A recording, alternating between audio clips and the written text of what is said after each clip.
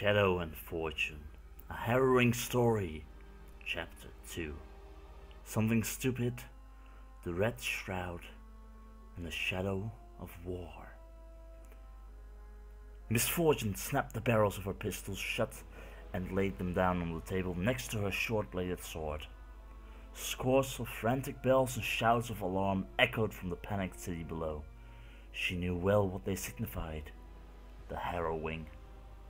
In defiance of the incoming storm, she had kept the shuttering windows of a newly acquired villa open, daring the dead to come for her. Muttering winds carried their hunger, and the cold had settled bone deep. Perched high on Bilgewater's eastern cliffs, the villa had once belonged to a hated gang leader. In the chaos of Gangplank's fall, he had been dragged from his bed and had his brains bashed out on the cobbles. Now it belonged to Miss Fortune, and she'd be damned if she'd go the same way.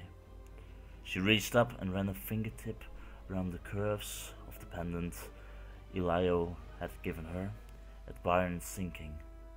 The coral was warm to the touch, and though she didn't truly believe in what it represented, it was a pretty enough bauble. The door to her chamber opened, and she let the pendant drop. She knew who was behind her without turning. Only one man would dare enter without knocking. "What are you doing?" asked Raven. "What does it look like I'm doing?" "Like you're about to do something damned stupid." "Stupid?" said Miss Fortune, placing her hands on the table. "We shed blood and lost good people to bring down Gangplank. I am not going to let the Harrowing just what? Take this place from me," she snapped, lifting her pistols and jamming them into their custom-tooled hip scabbards. "And you're not going to stop me." "We're not here to stop you." Miss Fortune turned to see Raven at the threshold of her chambers.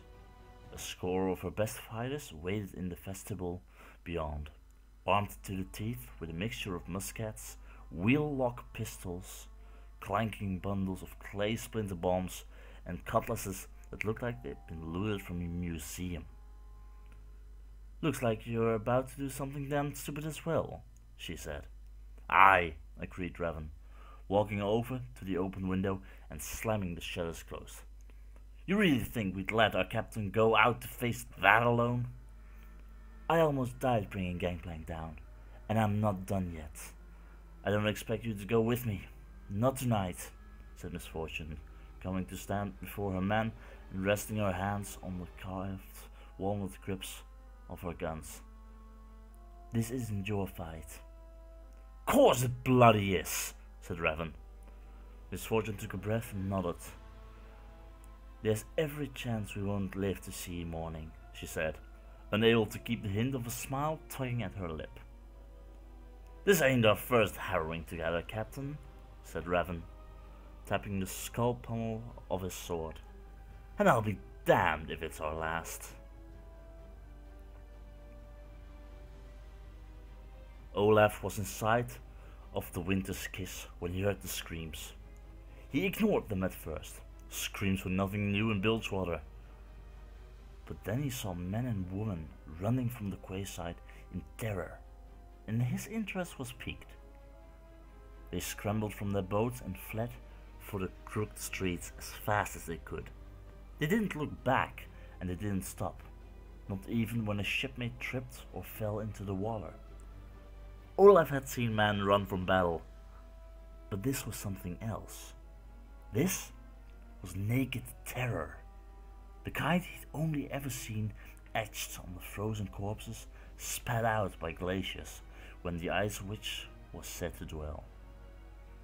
Shutters were slamming shut all across the wharf, and the strange symbols he had seen on every door were frantically being dusted with white powder. Enormous winches were lifting timber structures formed from bolted together hulls of ships high up the cliffs. He recognized a tavern keeper who ran a drinking den where the beer was only slightly stronger than troll piss, and waved to him. "What's going on?" shouted Olaf. The tavern keeper shook his head and pointed to the ocean before slamming his door. Olaf set the kraken worm's tooth on the stone wharf and turned to see what all the fuss was about. At first he thought a storm was coming in, but it was just thick black sea fog. Albeit, fog had approached with unnatural speed and fluid motion. "Ah, now," he said, unhooking his axe from his belt. "This looks promising." The feel of the weapon's battle-worn leather grip was pleasing in his calloused palm as he passed it from hand to hand, rolling his shoulders to loosen the muscles. The black mist swept over the forest ships, and Olaf's eyes widened as he saw spirits plucked from the blackest nightmares writhing in the mist. A towering dread knight, a monstrous chimera of war horse and men, led them alongside a black-clad reaper, limbed in green fire. These lords of the dead left the spirit host to their spot on the quayside as they flew into Bilgewater proper with predatory speed. Olaf had heard the natives speak in hushed whispers of something called the Harrowing, a time of doom and darkness, but he hadn't expected to be lucky enough to face it axe in hand. The host of the dead tore into the wallowing galleys, merchantmen and corsair ships with claw and fang, ripping them apart like an urchin with its snout in a fresh kill. Sailcloth tore and rigging lines snapped as easily as rotten sinew. Heavy masts splintered as boats were tossed into one another and smashed to kindling. A host of screaming wraiths flew into the winter's kiss, and Olaf roared in anger as the long reef's keel heaved and split, its timbers freezing solid in a heartbeat. The boat sang as swiftly as if its holds were filled with rocks, and Olaf saw his fellow Freljordians dragged below the water by creatures with cadaverous limbs and fish-hooked mouths. "Olaf will make you wish you had stayed dead," he yelled as he charged along the wharf. Spirits boiled up from the ocean, icy claws lashing towards him. Olaf's axe sang out, cleaving a glittering arc through the host. The dead screeched as his blade sundered them, its true ice edge more lethal than any enhancement. They howled as they died a second time, and Olaf sang the song he had written for the moment of his death with lusty vigor. The words were simple, but the equal of any saga told by the wandering poets of the ice. How long had he waited to sing these words? How often had he feared he might never get the chance? A shimmering mist of snapping jaws swarmed him, specters and things of mist. Webs of frost patterned his hauberk, and the deadly touch of voracious spirits burned his skin. But Olaf's heart was mighty, and it fired his blood to heights of fury unknown to all but the berserker. He shrugged off the pain of the wraith's touch, feeling reason recede and fury build. Crimson forth built at the corners of his mouth as he bit the insides of his cheeks raw. He roared and swung his axe like a madman, caring nothing for pain, only that he slew his enemies. That they were dead already meant nothing to him. Olaf drew his axe back, ready to strike another blow, when a deafening crash of splintering columns and roof beams erupted behind him. He spun to face this new foe as a blizzard of smashed wood and stone cascaded onto the quayside. Bladed shards sliced his face, and his fist-sized chunks of stone pummeled his arms raw. Rendered fats and animal fluids fell in a rank drizzle as a horrendous groaning issued from the black mist. Then he saw it. The spirit of the kraken worm arose from the remains of the slaughter dog. Titanic and filled with fury, its ghostly tentacles lifted into the air and smashed down like thunderbolts hurled by a wrathful god. An entire street was smashed to ruin in the blink of an eye, and Olaf's berserker fury surged as he finally beheld a foe worthy of claiming his life. Olaf raised his axe in salute of his killer. "Your beauty!" he yelled and charged to his doom.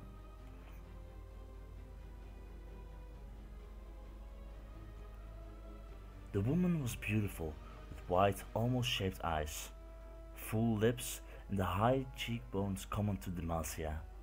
The portrait in the locket was a miniature masterpiece, but it failed to capture the depth of Senna's strength and determination. He rarely looked at her picture, knowing that to carry his grief too close to his heart made him weak. Grief was a chink in his armor. Lucian could not allow himself to truly feel her loss, so he snapped the locket shut. He knew he should bury it in the sand of this cave beneath the cliffs, but could not put a memory below the earth as he had her body. He would shut the grief away until Thresh was destroyed and Senna's death avenged. Then, and only then, would Lucian mourn his lost wife with tears and offerings to the veiled lady. How long had it been since that terrible night? He felt the bottomless abyss of sorrow lurking in ambush and viciously suppressed it, as he had so many times before. He drew on the teachings of his order, repeating the mantras he and Senna had been taught to close themselves off from emotion. Only then could he reach a place of equilibrium that would allow him to face deadly horrors beyond imagining. The grief ebbed slowly, but it remained. He opened the locket only reluctantly, feeling a growing distance between himself and Senna's memory. He found he could no longer recall the exact sweep of her jawline, the smoothness of her skin, or the precise color of her eyes. The longer his hunt went on, the further away she felt. Lucian lifted his head, letting the breath ease from his lungs, forcing his heartbeat to slow. The walls of the cave were pale limestone, gouged from the cliffs upon which Bilgewater was built. The motion of water and the stone picks of the natives had crafted the labyrinth beneath the city few knew of or even suspected existed. The pale rock walls were etched with looping spirals, rippling waves, and things that might have been unblinking eyes. He had learned these symbols were of native religion, but whoever had carved them had not visited this place in many years. He had found it by following the secret symbols of his own order, symbols that would guide him to places of refuge and succor in any city of Valorant. Only dim reflections of light shimmered on the roof of the cave, but as his eyes followed the spiral of carvings, a shimmering radiance spread from his palm. "Let me be your shield." Lucian looked down, the memory of her words as clear as though she stood next to him. The locket glistened with leavened green flame. He looped the chain of the locket around his neck and swept up his twin relic pistols. "Thresh," he whispered.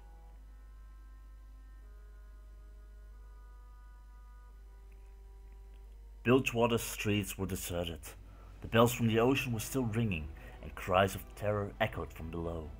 Red Town was completely covered by the black mist, and howling storms raged over Port Morn's desolation.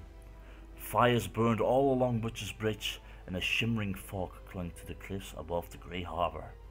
The people in the upper reaches of the city hid in their homes and prayed to the bearded lady that the Harrowing would pass them by, that grief would fall upon some other poor unfortunate. Warding candles of ambergris burned in every window, shimmering through bottle green sea glass. Burning roots of Empress of the Dark Forest hung from doors, shutters, and nailed up planks. "People really believe in the Empress?" asked Misfortune. Revan shrugged, his mouth a thin line and the creases around his eyes pulled tight as he searched the gathering mist for threads. He pulled out a smoldering length of identical root from beneath his shirt. "It's all about where you place your faith, isn't it?" Misfortune drew her pistols. "I have faith in these and in us," she said. "What else are you carrying?" "This cutlass has kept me safe through 6 harrowings," he said, tapping its pommel again. I offered up a bottle of 10-year-old rum to the bearded lady, and this knife here was sold to me by a man whose sword's edge was pure as sunsteel. Misfortune glanced at the scabbarded knife, certain without even seeing the blade that Revan had been swindled. The workmanship around the Quillians was too poor to be Demacian, but she wasn't about to tell him that. "What about you?" he asked. Misfortune patted her pouch of pistol shot. "Everyone's been dipping in Miriam's dark," she said, loud enough for everyone of her 30-strong company to hear. "If the dead want to fight, we'll meet them with the spirits of our own." The oppressive gloom made it hard to laugh, but she saw a few smiles, and that was about as much as she could expect on a night like this. She turned and pushed down into Bilgewater, descending crooked stairs cut into the rocks of the cliffs, crossing secret bridges of half-rotten rope, and threading forgotten alleys that hadn't known the tread of feet in years. She brought them out into a wide square on one of the floating wharf shanties, where swaying dwellings leaned together, as though their twisted eaves whispered to one another. Every facade was a mishmash of driftwood, and patterns of frost clung to the skewed timbers. Frozen winds blew through the patchwork dwellings, freighted with sobs and screams from afar. Flaming braziers hung from the hundreds of mast lines strung between buildings, smoking with strange herbs. Pools of water rippled with reflections of things that weren't there. Most days this was a thriving marketplace, packed to the gunwales with stalls, rattling meat vendors, drink hawkers, merchants, pirates, bounty hunters, and surly flotsam washed in from every corner of the world. Just about everywhere in Bilgewater had a view of this place, which was just how Misfortune wanted it. Mist clung to every outcropping of timber. Discarded figureheads wept frozen tears, and mist and shadows gathered. "Cutpurse Square?" said Revan. "How did we get here? I ran this place as a wharf snipe. Thought I knew every way in and out like any good little thief." "Not every way," said Misfortune. The counting houses on either side were silent and dark, and she resisted the impulse to look through the thorn sheets of flapping canvas nailed over porthole windows. "How do you know these routes and I don't?" "Lady Bilgewater and I are two of a kind," said Misfortune, her gaze narrowing as black mist seeped into the square. "She whispers her secrets to me like an old friend, so I know her every hidden wind and jitty like you never will." Revan grunted as they spread into the empty square. "What next?" "We wait," said Misfortune, as they reached the center of the square, feeling terribly exposed. The black mist twitched with things moving in its depths. A disembodied skull of ghostly light stretched from the darkness, empty-eyed and with sharpened teeth, its jaw stretched wider than any natural bone structure would allow, and a keening wail built in its gullet. Misfortune's bullets punched through each of its eye sockets, and the skull vanished with a shriek of frustration. She twisted the wheel lock on each pistol, and ingenious mechanisms within reloaded each one. For a moment, all was silent. Then the black mist erupted in a screeching howl as the spirits of the dead surged into the square.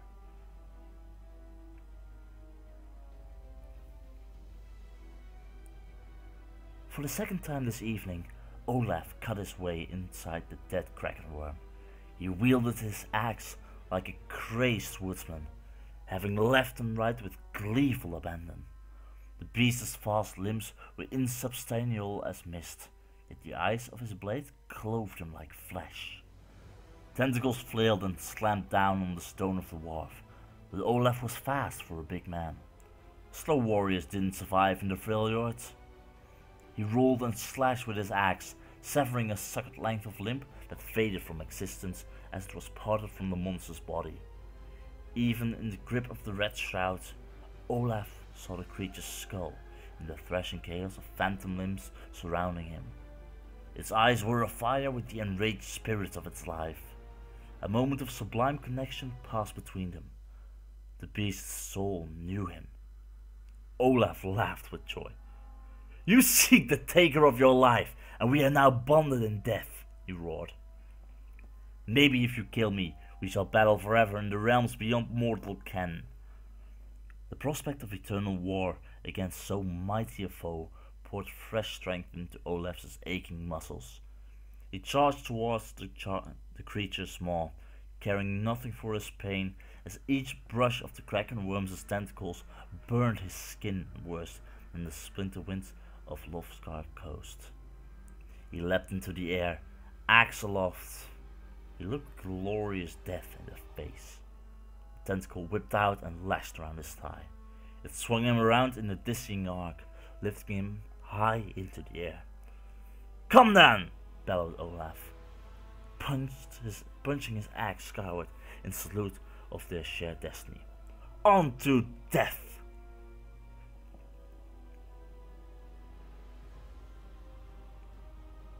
A wraith creature with grasping talons and a mouth of icy fangs lunged from the swirling mass of spirits.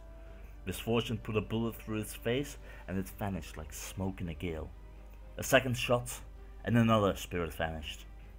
She grinned through her fears as she spun into cover behind the weather-worn stone bollard of the River King to reload. On impulse, she leaned over and gave his toothy grin a kiss. It's all about where you place your fate. Gods, bullets, or her own skill? The grin fell from her face as one of the pistols jammed with a grinding crunch of metal. Her mother's admonishing words arose from the dark recesses of her memory.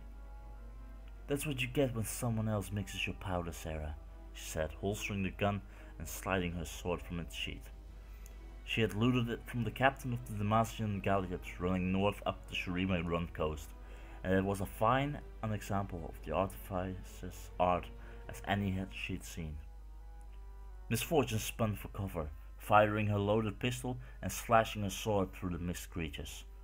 Her sword plucked another spectre from the air, and her shots cut flesh and bone. Did the spirits of the dead have a physical component to them that could be hurt? It seemed unlikely, but she was wounding something inside them. She didn't have time to think too hard on the matter, and suspected whatever power she tapped into would be undone if she did. Men and women screamed as the howling storm of dead spirits filled Cut Purse Square, slashing with claws that froze their blood or reached into chests and sundering hearts with terror.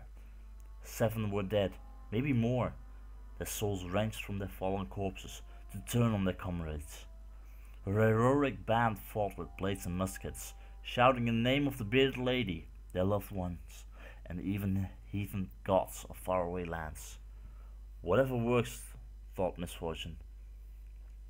Raven was down on one knee, his face ashen, breathing like a wharfside doxy after a long shift. Scraps of mist clung to him like cobwebs, and the smouldering root around his neck burned with a fierce cherry-red glow. "On your feet! This fight isn't done," she said. "Don't tell me the fight's not done," he snapped, pushing himself to his feet. "I've been through more Harrowings than you could wrap a dead rat's tail around."